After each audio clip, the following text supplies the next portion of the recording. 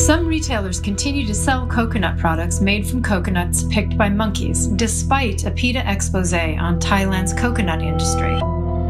While some retailers around the world have agreed to stop supporting this cruelty, the coconut industry and Thai government are doing nothing but covering up and may even be quietly supporting monkey labor, as PETA Asia investigators have recently found monkeys still kept chained on coconut farms.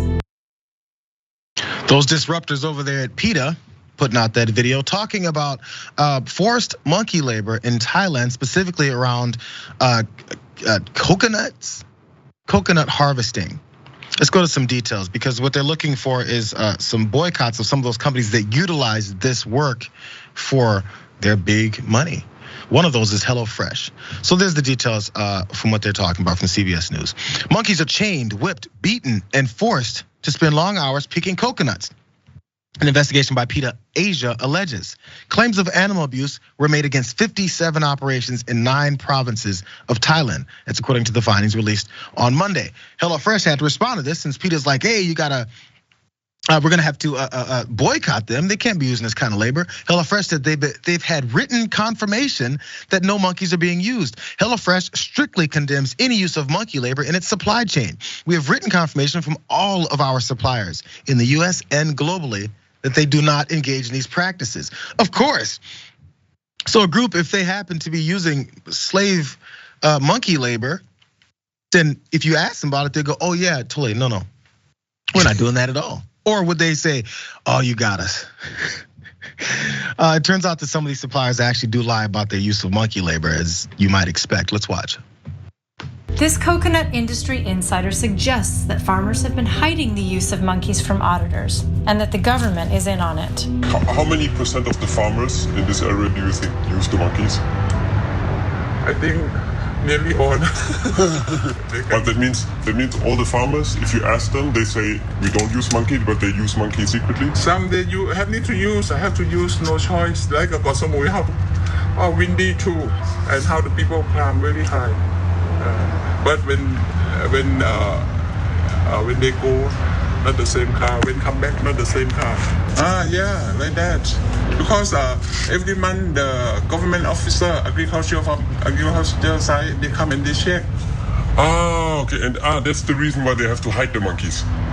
Okay, that means they still use the monkey, but they try that the officer does not see it. Investigative details there behind what potentially is going on. One more piece here, Awaz. Some of these Thai suppliers are also saying the monkeys enjoy it. It's like, it keeps them busy, keeps their brain moving. This is what one guy said. Almost the entire original PETA article is nonsense. That's what Arjun Shrovers said. He says his wife owns the first monkey school in southern Thailand. Man, this is advancement. Shrovers, who calls PETA a militant vegan organization, said the monkeys are happy to be trained. They like the attention and they enjoy working. There's absolutely no violence or coercion involved. The many monkey owners we know all work very quietly with their monkeys. No shouting and no hitting.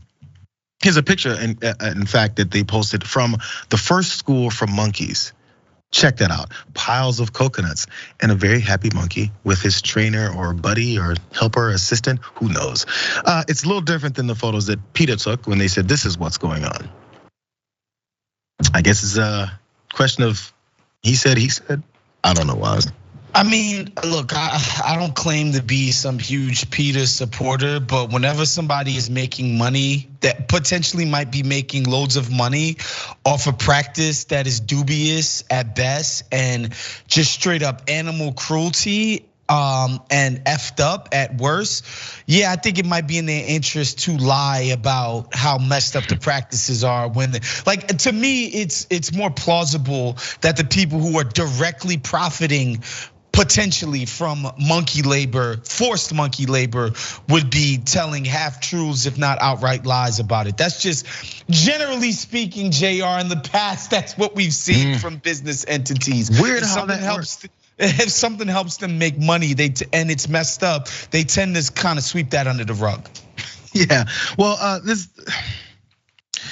So you said you're not, you wouldn't put yourself as a PETA supporter or donor, any of that stuff. Yeah, I mean, and I'm not sure if it's one of those organizations. I like a pork chop as much as the next guy, But then it's stuff like this. I'm actually surprised that I wouldn't have imagined this. When I first heard this story, I was like, people use monkeys for labor like this? And I feel like I was the biggest idiot in the room. I was like, of course they would. Why wouldn't they? They see these animals have a certain level of cognitive ability. They're pretty good at it, I'll say that. And they're like, maybe they want to do it. Let's just make them do it, and not for themselves or whatever reason they may want to crack open a couple of coconuts. But obviously the investigation is going. HelloFresh is probably gonna have to respond to more of anything that's going on.